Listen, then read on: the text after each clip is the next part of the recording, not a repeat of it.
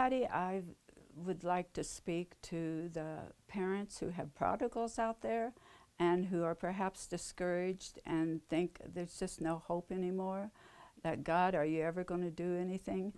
And I would like to share a story that just happened recently about my son. I had been praying for him for 30 years, and he had been saved when he was younger, but he walked away from the Lord. He went into the service, got married and divorced, and then remarried again. And it was about 25 years ago that he really started drinking heavily. And during this time, I had very little contact with him because he just didn't want to talk to me for whatever reason. And he would text once in a while later on, but never conversation over the phone or anything.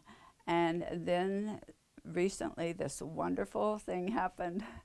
My youngest son called me and said, "Mom, I want you to know that I took Tim to the hospital last night." That he had called me and said, "I can't do this anymore. I can't continue to drink," because he was drinking every single night. He would get drunk every night. He says, "I can't do this anymore. You have to take me to the hospital. I need to go to detox."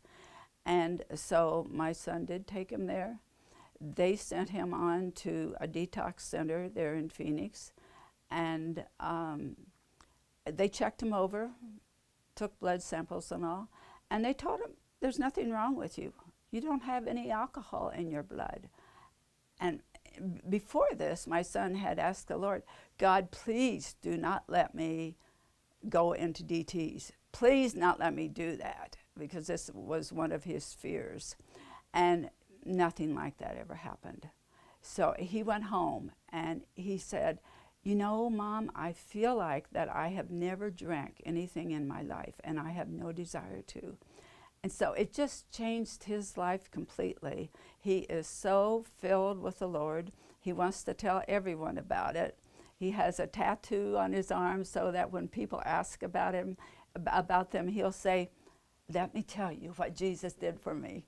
And he has a bracelet on the other arm that has a message about the Lord so that when people ask, he can tell them.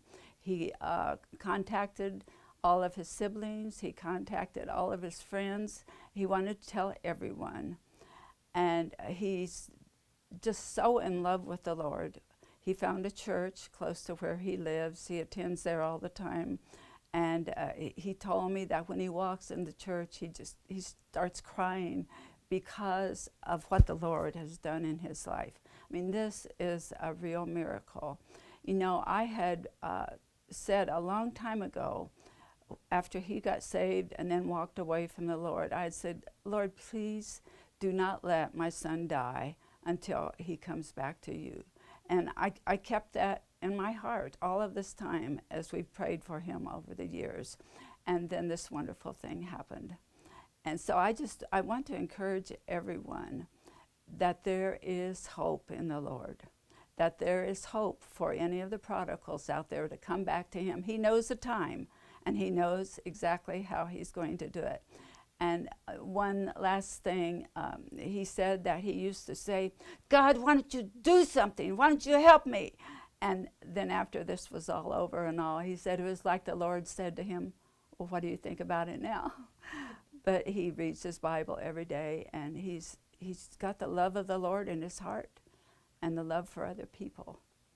So I just want people to know, do not give up hope.